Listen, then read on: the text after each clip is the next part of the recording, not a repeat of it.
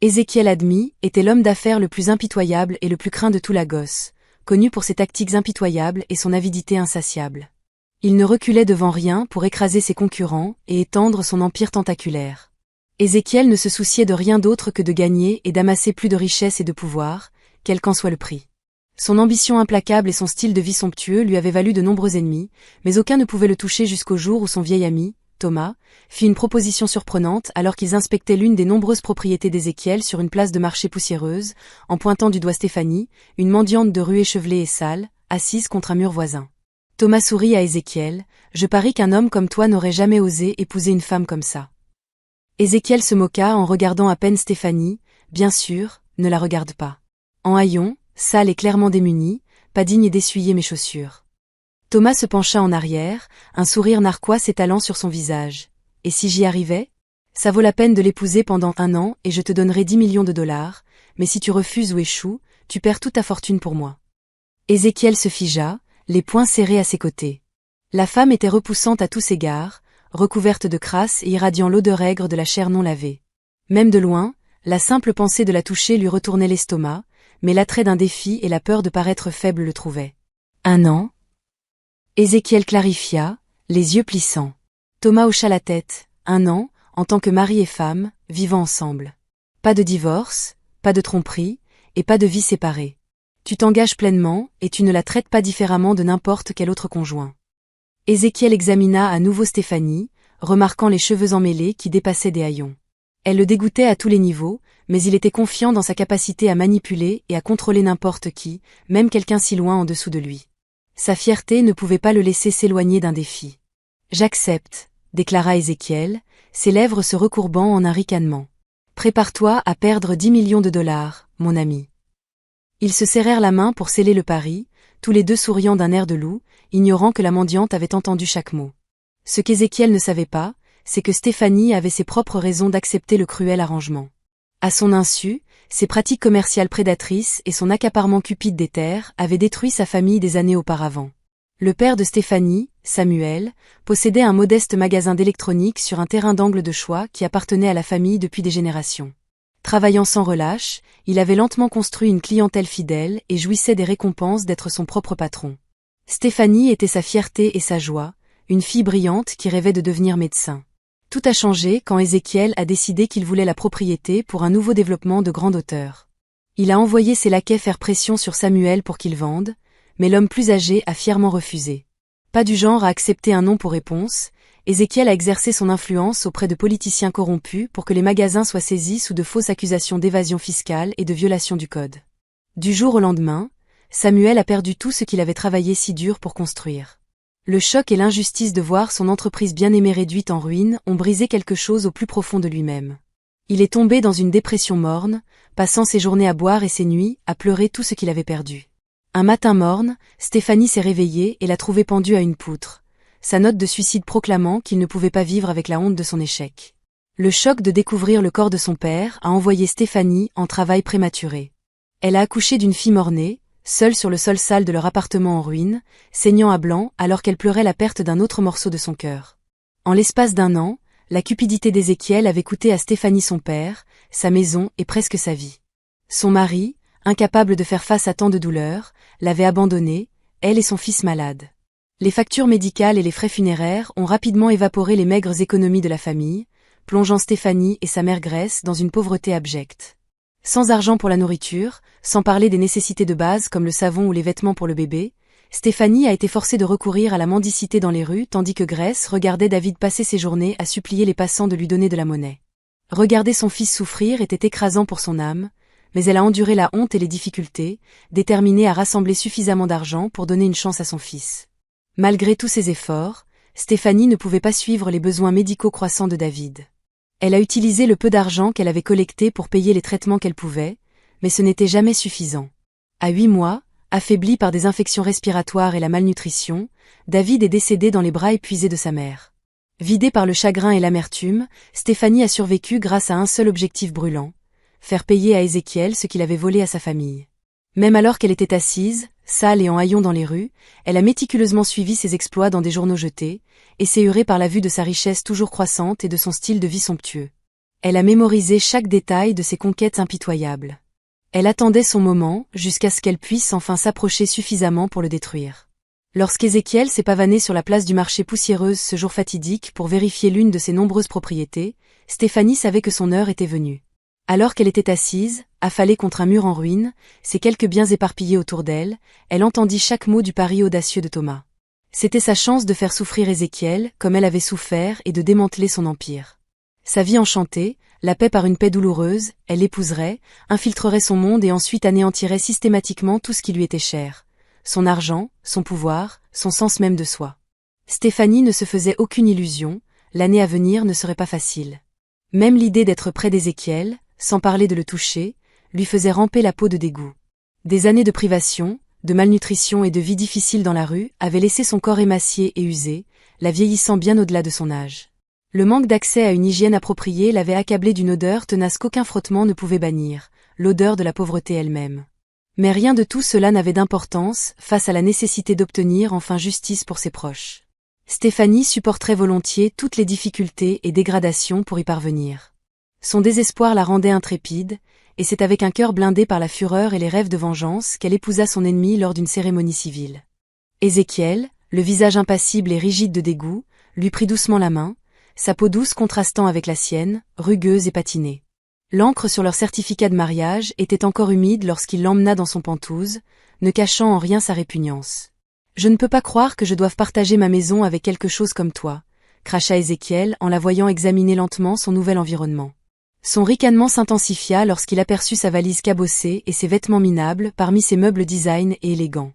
C'est comme laisser un rat d'égout dormir dans un palais. Stéphanie ne dit rien. Elle soutint son regard avec une expression vide, puis passa devant lui jusqu'à la chambre. Elle retira sa robe puante et rampa nue entre les draps de soie coûteux, étirant ses bras et jambes flasques pour se délecter de la sensation du tissu frais contre sa peau nue. Ézéchiel devint rouge de colère et de dégoût en voyant sa peau pâle et tachetée se mouvoir sur son lit. Il ne pouvait plus supporter de la regarder. Attrapa un oreiller et marcha en colère vers le salon. « Toi, vache puante et moche, tu me rends malade » cria-t-il en claquant la porte. « Je ne peux même pas regarder ton corps dégoûtant. » Ces mots cruels auraient réduit une femme plus faible aux larmes, mais Stéphanie ne fit que sourire. Un vrai sourire, le premier que son visage avait connu depuis des années. Le dégoût d'Ézéchiel était un tonique, un rappel encourageant de la profondeur à laquelle elle serait capable de le blesser dans les jours à venir. Enveloppée dans une nudité éhontée, au milieu des attributs de la richesse d'Ézéchiel, elle s'endormit et rêva de sa vengeance. Dans les semaines qui suivirent, Stéphanie devint le cauchemar vivant d'Ézéchiel. Elle s'acharna à saboter sa vie soigneusement planifiée, chaque petit acte méticuleusement calculé pour le tourmenter. Elle insista pour l'accompagner à des déjeuners d'affaires, savourant l'expression horrifiée des clients face à son apparence négligée et à son odeur persistante. Elle mangeait bruyamment, se curait les dents, s'excusait pour aller aux toilettes et y restait de longues périodes, laissant Ézéchiel assis, honteux et incapable de maintenir la conversation. Le soir, alors qu'il tentait de passer des appels professionnels dans son bureau, elle allumait la télé et regardait des émissions de télé-réalité minables, riant fort et faisant des commentaires grossiers. Le bruit résonnait dans tout l'appartement, et chaque fois qu'il lui ordonnait d'arrêter, elle haussait les épaules et disait « Je suis ta femme, je fais ce que je veux ». Elle détruisait volontairement l'ordre de son placard, froissant ses costumes de luxe et utilisant ses cravates en soie pour attacher ses propres vêtements. Elle occupait la salle de bain pendant des heures chaque matin, remplissant l'air de l'odeur entêtante d'un savon fleuri bon marché qui le rendait malade. Ézéchiel tenta d'abord de la soudoyer avec des sorties shopping, des séjours au spa, même une somme d'argent promise lors du divorce si elle se comportait mieux. Mais Stéphanie rit de lui d'un rire froid et cruel. « Tu penses que je veux tes cadeaux bon marché ?» se moqua-t-elle. « J'ai accepté d'être ta femme, pas ton singe de foire. J'agirai comme bon me semble. » Furieux mais trop fier pour abandonner, Ézéchiel préféra l'éviter, travaillant tard et multipliant les voyages d'affaires. Stéphanie souriait et lui faisait signe au revoir, savourant ses instants de solitude pour fouiller ses papiers privés et avancer discrètement dans sa mission destructrice. Les semaines devinrent des mois. Stéphanie restait inébranlable. Les moqueries, le dédain, l'indifférence, rien ne la brisait. Elle s'en moquait. Ézéchiel, habitué à tout contrôler par le charme, la richesse ou la manipulation, était désemparé. Et pire encore, son cercle social commençait à murmurer sur l'étrange Madame Adami et son comportement excentrique. Il entendait les ricanements lors des fêtes, voyait les regards de fausse pitié, ressentait le changement dans le comportement même de ses employés. Agissant respectueusement envers lui, mais montrant des signes de dégoût, la honte brûlait à l'intérieur d'Ézéchiel, surtout quand il a commencé à réaliser que Stéphanie n'était pas aussi stupide qu'il le pensait. Même si elle n'était pas éduquée et avait des manières grossières, elle était naturellement intelligente et douée pour trouver de petits moyens de le déséquilibrer. Elle semblait aimer le garder nerveux et confus, et aimait toute occasion de le faire paraître idiot ou stupide devant les autres. Ézéchiel se sentait piégé, toujours inquiet à propos de cette femme désagréable qu'il ne pouvait pas contrôler. Il est devenu plus en colère et a perdu l'appétit. Il détestait rentrer à la maison parce que Stéphanie serait là à le regarder sans aucun sentiment et à faire de petites choses pour le déranger. Après 6 mois de leur mariage horrible, par une nuit très chaude, les choses ont empiré. Ézéchiel est revenu d'un voyage de travail et a trouvé Stéphanie allongée sur le canapé, portant seulement des sous-vêtements. Elle avait de la glace sur son gros ventre tout en regardant la télévision bruyamment. La regarder le rendait malade. Sa peau d'apparence malsaine et son corps non lavé qui sentait mauvais. Il détestait qu'elle ne se soucie pas de sa maison ou de lui. Ça suffit. Il a crié en frappant le mur si fort que les lumières ont tremblé. Je suis fatigué de la façon dont tu me manques de respect et agis mal. Ça s'arrête aujourd'hui. Stéphanie a lentement tourné la tête en le regardant sans émotion. Elle a léché la glace de ses doigts lentement, en prenant son temps avant de répondre. Oh vraiment ? A-t-elle demandé calmement, en s'asseyant avec un bruit lourd. Que penses-tu pouvoir faire à ce sujet, Marie ? Je peux faire de ta vie un enfer vivant, Ézéchiel a dit avec colère en s'approchant d'elle. Je peux arrêter de te donner de l'argent, te retirer tes cartes de crédit et te forcer à vivre dans la misère comme le rat d'égout que tu es. Je peux faire en sorte que personne dans cette ville ne t'embauche ou même ne te parle. Je peux te broyer jusqu'à ce que tu me supplies d'avoir pitié. Stéphanie laissa échapper un aboiement de rire dur, imperturbable par le venin dans ses mots. Elle croisa les yeux d'Ézéchiel, son regard se durcissant en quelque chose d'ancien et de dur. Tu veux parler de vivre l'enfer ? Elle dit, sa voix basse et glaciale. Tu veux parler de broyer quelqu'un jusqu'à ce qu'il se brise ? Oh, je peux te dire une chose ou deux à ce sujet, Ézéchiel. La question est de savoir si tu es sûr d'être prêt à l'entendre. Quelque chose dans son expression fit peur à Ézéchiel, et sa colère commença à s'estomper. Il recula tandis que Stéphanie se levait lentement, en se déplaçant comme si elle avait un plan. Tu as ruiné ma vie, dit-elle simplement, chaque mot tombant comme une pierre dans le silence soudain. Tu as assassiné mon père et volé mon enfant. Tu nous as laissés sans rien, alors que tu t'es enrichi de notre douleur. Ézéchiel la regarda sous le choc alors qu'il commençait à comprendre les nouvelles histoires de suicide prenant le contrôle du pays. Ce n'était pas possible, c'était ta famille ? Demanda-t-il d'une voix rauque, trouvant difficile de parler alors qu'il réalisait les choses terribles qu'il avait faites. Le propriétaire du magasin qui s'est suicidé, la femme avec le bébé malade. C'était toi ? Son nom était Samuel, dit Stéphanie, sa voix lourde de chagrin, et il était l'homme le plus gentil et le plus travailleur que j'ai jamais connu. Il a construit ce magasin à partir de rien, y a mis tout son cœur. C'était sa fierté, son héritage à transmettre à ses enfants et petits-enfants. Elle avança vers Ézéchiel, le repoussant lentement contre le mur jusqu'à ce qu'il soit presque nez à nez. De près, il pouvait voir les ravages du chagrin et des privations sur son visage. La peau autrefois lisse était devenue rugueuse et affaissée. Mon père s'est pendu avec une rallonge, continua Stéphanie d'une manière sans émotion qui rendit ses mots encore plus douloureux. Il m'a fait le couper. As-tu déjà eu à délier le cadavre de ton père du plafond ? As-tu déjà tenu le corps de ton enfant mort dans tes bras et réalisé que sa vie valait moins pour le monde que le dollar supplémentaire d'un homme riche ? Ézéchiel ne pouvait pas parler et secoua la tête, se sentant malade d'horreur. Il pensait à son propre père, un puissant homme d'affaires dont il avait besoin des louanges comme de l'air pour respirer. Il se souvenait à quel point son enfance était facile, comment il avait toujours cru que le monde lui appartenait parce qu'il était né riche. Il ne pouvait même pas imaginer tout perdre ou voir sa famille souffrir et mourir alors qu'il ne pouvait rien faire pour aider.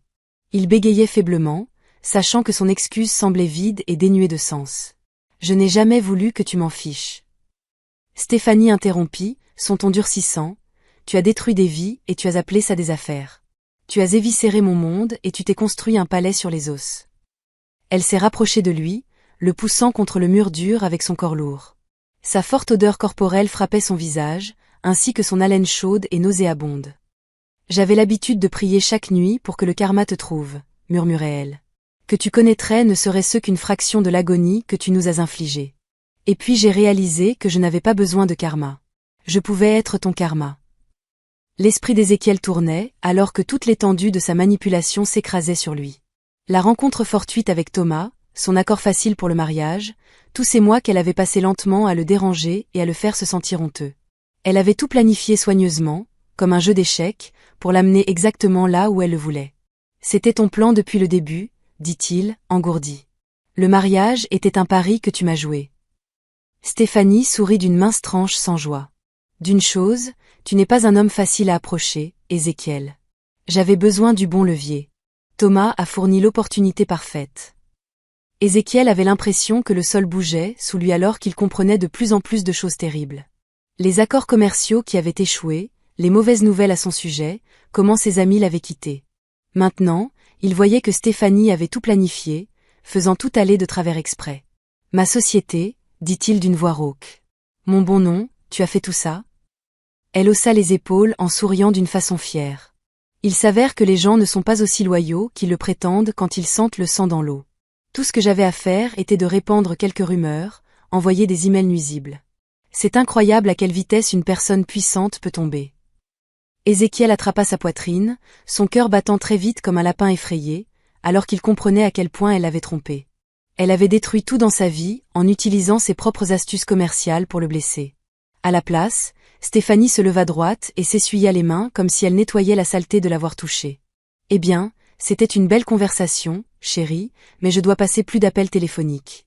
Je dois finir de détruire tout ce pour quoi tu as travaillé avant d'aller dormir. » Elle se retourna et marcha vers la chambre en agitant sa main négligemment comme si elle renvoyait une servante. « Tu peux dormir sur le canapé si tu veux. Je pense que nous savons tous les deux que ce mariage est terminé. » « Attends, » Ézéchiel appela, sa voix rauque de peur. Il trébucha en avant pour attraper son bras. « Stéphanie, s'il te plaît, je t'en supplie. » Elle se retourna rapidement avec colère, frappant sa main si fort qu'il recula. « N'ose pas me toucher, dit-elle avec haine, et n'essaie pas de supplier. J'ai vu à quoi ressemble ta miséricorde. Souviens-toi. » Ézéchiel avait du mal à avaler, sa bouche se sentant sèche et amère. « Je sais, dit-il d'une voix brisée. Je sais que je ne mérite pas de demander pardon pour ce que je t'ai fait à toi et à ta famille. Personne ne peut pardonner ça. » Stéphanie le regarda avec des yeux froids et durs, sans se soucier de la douleur sur son visage. « Je n'ai pas compris combien je faisais du mal aux gens, » continua-t-il. « On m'arrêtait pas de dire que mon désir d'argent ruinait des vies. Je n'ai jamais vu qu'ils étaient ni connu leur nom. Ce n'était que des numéros dans mon ordinateur, juste des pertes. Je pensais que c'était bien d'avoir plus d'argent. » Il essuya son visage en retenant la brûlure des larmes. « Et quand quelqu'un a essayé de me montrer ce que je faisais, j'étais trop fière pour écouter. J'ai traité ton père de lâche pour s'être suicidé, mais c'était moi. Stéphanie, j'étais le lâche. J'ai laissé ma soif de richesse m'aveugler sur l'humanité des gens. » S'échapper comme du sable, Ézéchiel voulait l'attendre à nouveau, mais savait qu'elle le repousserait. « Je ne te demande pas de me pardonner. Je n'ai pas mérité ça, et je ne le ferai probablement jamais. Mais s'il te plaît, Stéphanie, laisse-moi essayer d'arranger les choses. Laisse-moi utiliser mon argent pour aider les gens que j'ai blessés. Je rembourserai tout, gagnerai des fonds pour aider les familles et passerai ma vie à réparer ce que j'ai fait de mal. Dis-moi juste quoi faire et je te promets que je le ferai. » Pendant un long moment, Stéphanie le fixa avec une expression indéchiffrable, sa mâchoire s'agitant silencieusement. Puis, au grand choc d'Ézéchiel, elle rejeta la tête en arrière et éclata d'un rire amer et à gorge déployée qui frisait le sanglot. « Tu ne comprends toujours pas, n'est-ce pas ?» demanda-t-elle en secouant la tête. « Tu penses que tu peux juste jeter de l'argent sur le problème et te laver les mains. Créer quelques bourses d'études. Faire un don à des œuvres caritatives et pouf, tout est pardonné. » Elle s'approcha en enfonçant un gros doigt dans la poitrine d'Ézéchiel. « Je ne veux pas de ton argent sale, Ézéchiel. Je ne veux pas de grands gestes, ni d'actes publics de contrition. Ce que je veux, c'est que tu ressentes le poids de ce que tu as fait, pour te réveiller chaque matin en sachant que tes choix ont brisé des vies qui ne pourront jamais être reconstituées. » La voix de Stéphanie se transforma en un sifflement, ses yeux scintillant de larmes retenues. « Je veux que tu portes le désespoir de mon père dans ton cœur. Je veux que tu ressentes les cris affamés de mes enfants dans tes os. Je veux que le souvenir de nos souffrances te ronge comme un cancer, te pourrissant de l'intérieur jusqu'à ce que tu puisses à peine supporter de te regarder dans le miroir. » Elle se pencha brusquement en arrière, son visage dur. « C'est mon prix, Ézéchiel. C'est ce qu'il faudra pour que j'envisage même de ne pas brûler ta vie en cendres. Es-tu prêt à le payer ?» Ézéchiel ne pouvait pas bouger, son cœur se sentant lourd comme du métal dans sa poitrine. Il pensait à sa vie riche et facile, comment il avait toujours pris ce qu'il voulait sans se soucier de qui était blessé. Il imaginait devoir vivre chaque jour en sachant la douleur de Stéphanie comme un poids lourd sur ses épaules qu'il ne pourrait jamais enlever. Ce serait un enfer vivant, une pénitence appropriée pour la souffrance qu'il avait causée. Et pourtant, alors qu'il regardait le visage ravagé de Stéphanie, il savait que ce ne serait toujours rien comparé à ce qu'elle avait enduré, ce qu'elle endurait encore chaque minute de chaque jour. Oui, dit Ézéchiel, sa voix se brisant sur le mot. Je le paierai. Je le paierai pour le reste de ma vie. Stéphanie scruta son visage pendant un long moment, ses yeux durs et évaluatifs. Puis, lentement, elle hocha la tête. On verra bien, dit-elle catégoriquement. 1 an est une longue période, Ézéchiel. Assez longtemps même pour que le menteur le plus convaincant montre son vrai visage. Elle tourna les talons et s'éloigna, le laissant seul dans la pièce sombre. Ézéchiel tomba à genoux sur le marbre froid, enfouissant son visage dans des mains tremblantes alors que l'énormité de ses péchés s'écrasait sur lui en vagues brutales. Il savait qu'il était arrivé à un carrefour, une fourche fondamentale qui façonnerait le reste de sa vie. Il pouvait s'accrocher à sa fierté et à son pouvoir, combattre Stéphanie bec et ongles pour avoir une chance de préserver son empire, ou il pouvait se soumettre à son jugement, porter le joug de sa culpabilité et prier pour que, par miracle, il puisse un jour gagner un peu de sa miséricorde. Au final, ce n'était pas vraiment un choix du tout. Stéphanie avait déjà pris tout ce qui comptait, sa réputation, ses alliés, son sens même de soi. Tout ce qui restait était d'essayer de sauver un morceau de son âme. Et ainsi, Ézéchiel s'était résolu à accepter le jugement. Une expiation née dans le sang et les cendres. Il traverserait le feu si c'est ce qu'il fallait pour arranger les choses, même si les flammes le consumaient à la fin. Les jours qui ont suivi ont été une sorte d'agonie particulière pour Ézéchiel. Fidèle à sa parole, Stéphanie s'est mise à démanteler méthodiquement sa vie, brique par brique. Elle a divulgué des informations préjudiciables à ses concurrents, chuchoté du poison aux oreilles de ses investisseurs et utilisé leur mariage choquant pour causer le plus de dégâts possible. Ézéchiel a vu la valeur de son entreprise chuter, ainsi que ses biens les plus précieux. Tombant à travers les trous, des amis d'affaires ont coupé les ponts avec lui.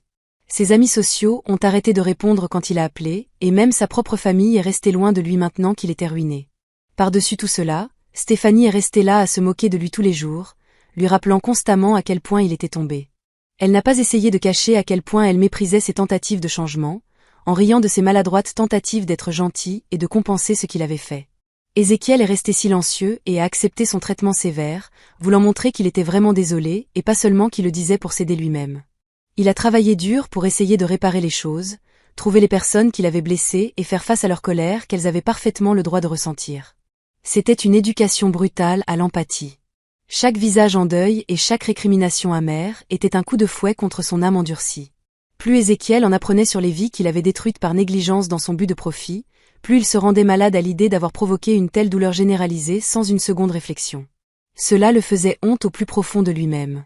Lentement et minutieusement, Ézéchiel a commencé le processus décourageant de se débarrasser de son empire et de liquider ses actifs. Il a utilisé les fonds pour régler des poursuites judiciaires, rembourser des dettes et créer des fiducies pour les familles laissées démunies par sa cupidité. Il a vendu aux enchères ses propriétés de luxe et a fait don des bénéfices aux efforts de reconstruction dans les communautés qu'il avait dévastées pour son propre gain. Chaque perte piquait comme du sel dans une plaie ouverte, un rappel constant de combien son arrogance avait coûté, et pas seulement à lui-même, mais au monde entier. Et pourtant, alors qu'il faisait la queue devant les boutiques de prêt sur gage et les magasins d'occasion, vendant les attributs de son ancienne vie, Ézéchiel ressentit quelque chose qui aurait pu être les premiers frémissements de soulagement.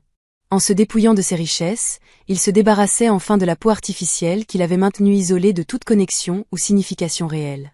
Stéphanie observait sa transformation d'un œil sceptique, imperturbable devant ses démonstrations d'humilité de plus en plus fréquentes. Elle le taquinait à chaque tournant, se moquant de ses tentatives maladroites de réparer les choses. « Tu penses que quelques gros chèques et de jolis discours déferont une vie de mal ?» ricana-t-elle en le regardant planifier les budgets et les secours. « Tu es toujours le même bâtard égoïste et avide que tu as toujours été. Verser un sac et les cendres ne changeront rien à cela. » Mais même lorsque ses barbes quittaient ses lèvres, elles commençaient à perdre un peu de leur chaleur, parce que la vérité était que Stéphanie ne pouvait s'empêcher de voir les changements chez Ézéchiel. C'était là, dans la pente fatiguée de ses épaules après une longue journée, dans la détermination tranquille dans ses yeux alors qu'il se séparait de ses biens matériels. Il avait perdu du poids, son visage était devenu creux et affamé, et il y avait une nouvelle humilité dans son attitude, une douceur qui ressemblait étrangement à une croissance. Contre sa volonté, Stéphanie se retrouva à l'observer de plus près, étudiant les changements dans ses expressions et son comportement. Elle se disait que c'était purement tactique, un besoin de rester vigilante de peur qu'il ne tente une nouvelle tromperie, mais au fond des recoins secrets de son cœur blindé, elle connaissait la vérité. Sa haine perdait lentement du terrain au profit de quelque chose de bien plus traître, quelque chose qui semblait dangereusement proche du respect. Leur contrat de mariage d'1 an s'est terminé par un matin sombre et nuageux. Ézéchiel s'est réveillé dans son petit studio d'apparence pauvre où il avait vécu pendant les 3 derniers mois, entouré de choses bon marché d'occasion qui montraient à quel point il était tombé. Il frotta ses yeux fatigués avec ses mains, confus sur la façon dont il pouvait se sentir complètement vide, mais aussi plus complet que jamais. Quand il se regarda dans le miroir, il ne pouvait pas se reconnaître comparé au fier homme d'affaires riche qu'il était il y a 1 an. Il était maintenant mince, ses cheveux devenaient gris et son esprit était devenu plus doux à force de se sentir désolé tout le temps. Ézéchiel est arrivé au bâtiment gouvernemental indescriptible juste avant 9 heures, une simple feuille de papier serrée dans une poigne blanche. Stéphanie attendait déjà dans le hall, vêtue de son habituel smock terne et de sabots usés. Elle haussa un sourcil alors qu'il s'approchait d'elle, les bras croisés fermement sur sa poitrine. « Alors c'est ça », dit-elle en guise de salutation. Au bout de la ligne. Ézéchiel s'arrêta à une distance prudente, résistant à l'envie de lui tendre la main. Oui, il accepta doucement. Bien qu'en vérité, je pense que ce n'est que le début. Il prit une profonde inspiration, essayant de garder sa voix stable. Stéphanie, je sais que je ne pourrai jamais vraiment compenser ce que je t'ai fait à toi et à ta famille. Les dégâts que j'ai causés, ça ne peut pas être réparé, ça ne peut pas être pardonné. Ézéchiel baissa les yeux sur le papier dans sa main, qui montrait toutes les choses qu'il avait perdues et remboursées. Cette dernière année m'a fait faire face à de dures vérités. J'ai éliminé toutes les fausses choses qui me rendaient important et puissant. Tu m'as fait voir à quel point j'étais mauvais à l'intérieur, comment ma cupidité et mon orgueil avaient fait que tout ce que je touchais tournait mal. Il déglutit difficilement et cligna des yeux alors que les larmes commençaient à brûler. Je ne demande pas ton pardon. Je sais que je ne l'ai pas mérité et peut-être que je ne le ferai jamais, mais j'ai besoin que tu saches que je suis profondément désolé. Je suis désolé pour la douleur que je t'ai causée, pour les vies précieuses que j'ai volées dans ma poursuite aveugle de plus de richesses. J'aimerais pouvoir revenir en arrière et changer ce que j'ai fait, mais je sais que je ne peux pas. Ézéchiel a risqué un pas de plus, en tendant le papier comme une offrande. Ce que je peux faire, c'est passer le reste de mes jours à essayer d'être un homme meilleur, un homme qui dirige avec compassion et générosité, qui utilise les ressources et l'influence dont il dispose pour élever plutôt que d'écraser. Stéphanie fixa le document tendu pendant un long moment avant de tendre la main pour le prendre avec des doigts prudents. Elle parcourut les colonnes denses de légalité et de jargon financier, ses yeux s'écarquillant d'une fraction à chaque nouvelle ligne. « Tu as tout donné », murmura-t-elle, un courant sous-jacent de choc traversant ses mots. « Ton argent, tes actions, tes propriétés, tout est parti. » Ézéchiel souffla un rire sans humour, passant une main sur sa mâchoire barbue. « Ça n'a jamais vraiment été à moi au départ, » dit-il lourdement. « J'ai construit ma fortune sur une base d'exploitation et de tromperie. En me débarrassant de ces gains mal acquis, c'est la plus petite chose que je puisse faire pour essayer d'arranger les choses. » Stéphanie leva les yeux vers lui d'un air brusque, ses yeux scrutants. « Et que vas-tu faire maintenant? Comment vas-tu vivre ?» Ézéchiel haussa les épaules, un sourire triste aux lèvres. « Honnêtement, je n'en ai aucune idée. Pour la première fois de ma vie, je n'ai pas de plan ni de but à atteindre. Je suis juste un homme essayant d'arranger les choses un jour à la fois. » Il rencontra son regard, imperturbable. « Je sais que tu n'as aucune raison de me croire, Stéphanie. Je sais que la confiance doit être gagnée et je pars de moins que 0 avec toi. Mais si tu peux trouver dans ton cœur la force de me donner même la plus petite chance, je te promets que je ne la gâcherai pas. Je te montrerai que j'ai vraiment changé, que ta douleur et ta force ont complètement changé qui je suis au fond de moi. » Stéphanie resta silencieuse pendant un long moment, ses yeux perçants fixant Ézéchiel. Il s'obligea à rester immobile pendant qu'elle le scrutait, son cœur battant fort dans sa poitrine. « Je ne sais pas si je peux faire ça, » dit-elle enfin, sa voix plate et lointaine. « Pendant si longtemps, te détester était la seule chose qui me faisait continuer, la seule chose qui donnait un sens à ma souffrance. Apprendre à laisser tomber, ce n'est pas quelque chose que je peux promettre, même maintenant. » Ézéchiel hocha la tête, acceptant le coup avec toute la grâce qu'il pouvait rassembler. « Je comprends, » dit-il doucement. « Je ne m'attends pas à ce que tu... » Mais Stéphanie l'interrompit. « Peut-être que nous pourrions commencer par un café. Juste un café, attention, et nous prenons les choses lentement, glacialement lentement. D'un regard perçant, un défi et une bouée de sauvetage à la fois. Je ne dis pas que je te pardonne, Ézéchiel. Je ne pourrai peut-être jamais le faire pleinement, mais je suis prêt à essayer d'avancer pour nous deux. » Le souffle d'Ézéchiel le quitta dans un tremblement de terreur. Ses genoux s'affaiblirent de soulagement et d'incrédulité. Merci, il grogna. Stéphanie, merci. Tu n'as aucune idée de ce que ça veut dire pour moi. Elle leva une main d'avertissement, sa bouche se tordant. Calme-toi, grand patron. C'est juste du café. Ne va pas choisir des motifs chinois pour le moment. Mais il y avait quelque chose de nouveau dans la posture de ses épaules, un relâchement du nœud dur de colère qui l'avait tenue captive pendant si longtemps, un déploiement hésitant comme les premières pousses tendres du printemps après un long hiver brutal. Ils sortirent du bâtiment l'un à côté de l'autre, en gardant une petite distance entre eux. Le soleil était sorti à travers les nuages, rendant la rue douce et gentille pour quiconque passait. Ils auraient pu ressembler à n'importe quel couple normal, peut-être un couple étrange, mais connectés l'un à l'autre d'une manière spéciale. Dans les mois qui ont suivi, Ézéchiel et Stéphanie ont lentement et minutieusement construit une nouvelle relation à partir des cendres de leur tragédie commune. Ils se sont rencontrés pour un café et des promenades dans le parc, apprenant progressivement à se voir comme des personnes plutôt que des symboles de douleur et de châtiment. Ézéchiel a continué son travail d'expiation, consacrant son temps et son énergie à reconstruire ce qu'il avait brisé. Il s'est porté volontaire dans des centres communautaires locaux, enseignant des compétences commerciales à des entrepreneurs en herbe issus de milieux défavorisés. Il a fait pression pour des réglementations d'entreprises plus strictes et des protections des travailleurs plus robustes, en utilisant sa propre histoire comme un récit édifiant. Stéphanie a observé ses efforts avec une sorte d'émerveillement lasse, s'émerveillant de l'homme qu'il devenait. Elle a vu comment il écoutait les histoires des gens avec un cœur ouvert, comment il a retroussé ses manches et s'est mis au travail acharné. Lentement, à contre-cœur, elle sentit son propre cœur commencer à se débarrasser de l'armure glacée de son amertume, laissant la place à quelque chose de plus chaud et de plus indulgent. Ils prirent les choses lentement, comme Stéphanie l'avait insisté, mais au fur et à mesure que les semaines se transformaient en mois, l'espace entre eux commença à se rétrécir, la distance prudente cédant la place à une attraction gravitationnelle à laquelle aucun des deux ne pouvait résister. Cela commença par de petits effleurements, un frôlement de doigts alors qu'ils cherchaient le même livre, une main ferme sur le bas d'un dos, puis des regards persistants et des rires partagés, des blagues privées et des moments volés qui ressemblaient à des secrets rien que pour eux. Au moment où Ézéchiel rassembla le courage de demander à Stéphanie un vrai rendez-vous, cela lui sembla la chose la plus naturelle au monde. Ils allèrent dans un petit restaurant familial, le genre d'endroit qu'Ézéchiel aurait méprisé dans son ancienne vie. Mais alors qu'il regardait Stéphanie savourer chaque bouchée de son repas, son visage doux et sans défense à la lumière des bougies, il savait qu'il n'avait jamais rien goûté d'aussi doux. Ézéchiel et l'amour de Stéphanie ont grandi et se sont approfondis, un jeune arbre tendre nourri par le pardon et une confiance solide. Ils ont construit une vie ensemble, une vie enracinée dans des valeurs partagées de compassion, de générosité et de service aux autres. Alors que l'amour d'Ézéchiel et Stéphanie grandissait, il a pris conscience de ses difficultés d'hygiène en raison de la pauvreté. Avec compassion, il l'a encouragé à consulter un médecin. Le médecin a diagnostiqué chez Stéphanie un déséquilibre hormonal provoquant des odeurs corporelles et lui a prescrit une crème médicamenteuse et recommandé des savons et des hydratants doux sans parfum. Ézéchiel n'a épargné aucune dépense en lui achetant les meilleurs savons, lotions et crèmes. L'odeur de Stéphanie s'est estompée à mesure que sa santé s'améliorait.